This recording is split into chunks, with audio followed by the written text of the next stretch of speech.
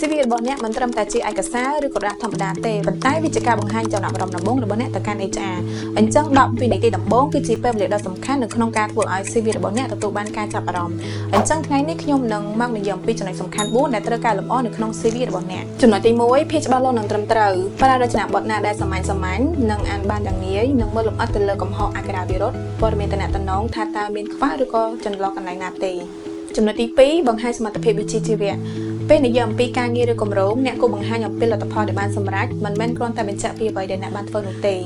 ចំណុចទី3ភាពស្របទៅនឹងតួនាទីឬទំនួលខុសត្រូវការងារមិនត្រូវប្រើទម្រង់ CV ដដែលសម្រាប់គ្រប់ការងារនោះទេត្រូវបដូរប្រភេទជំនាញនិងបទពិសោធន៍ឲ្យសមស្របទៅនឹងតួនាទីនិងស្របទៅតាមប្រភេទក្រុមហ៊ុនដែលអ្នកកំពុងដាក់ពាក្យ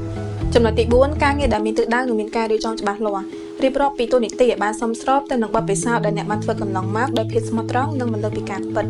CV របស់អ្នកលើសពីការរៀបរាប់បទពិសោធន៍ប៉ុន្តែវាជាការបង្ហាញភាពជឿជាក់ការអនុវត្តនិងបង្ហាញអ្វីដែលអ្នកមានផងដែរសូមចំណាយពេលមួយផ្លែតនៅក្នុងការមើល CV របស់អ្នកឡើងវិញនិងធ្វើឲ្យវាកាន់តែល្អប្រសើរបើសិនជាចូលចិត្តវីដេអូបែបនេះសូមចុច like និង follow page KMHR ដើម្បីទទួលបានចំណេះដឹងពីការសរសេរ CV និងទទួលបានវីដេអូថ្មីៗបន្ថែមទៀត